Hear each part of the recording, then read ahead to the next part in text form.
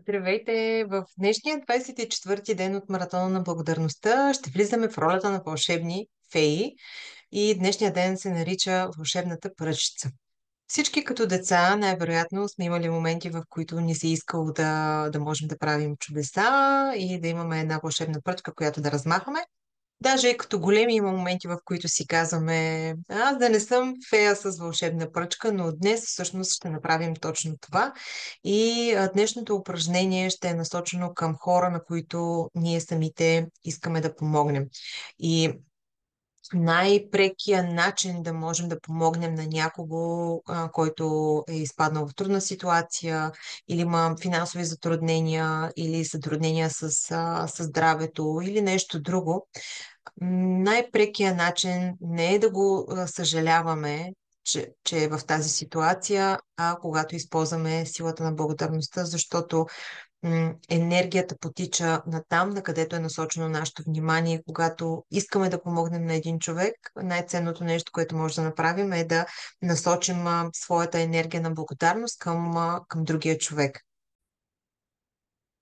И ако ваш близък има финансови затруднения, проблеми с здравето, приключила е някаква връзка или има неприятности на работата или каквото и да е, минава през труден период в живота си, вие може да му помогнете, използвайки силата на благодарността.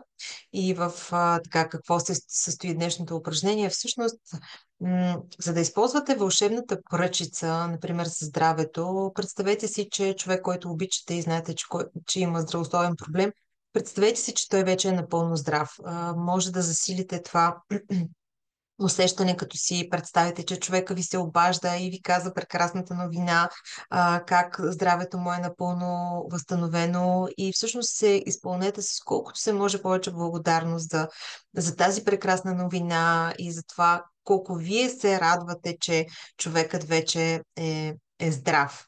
Ако някой ваш близък има финансови затруднения, също използвайте вълшебната пръчица, като бъдете благодарни, все едно човека вече е възвърнал богатството си. Представете си, че богатството му е напълно възстановено и кажете вълшебната дума благодаря, след като сте научили тази новина. Ако знаете, че някой преминава през труден период, отново използвайте вълшебната пръчица в дадената област и кажете благодаря за това, че ситуацията се е решила по възможно най-добрия начин. И днес всъщност задачата ви е да изберете трима души, които са скъпи за вас и които знаете, че в момента имат нужда от повече здраве, пари, щастие, може да са трите неща. Вземете снимка на всеки един от тези хора. Започнете с първия човек, задръжте снимката му в ръцете си. Може да не е на хартиен носител, може да е на телефона. Въпросът е да виждате снимката на човека. Затворете очи и си представете как получавате прекрасната новина за това, че, например, здравето му се възстановило или той вече е финансово независим или че е напълно щастлив.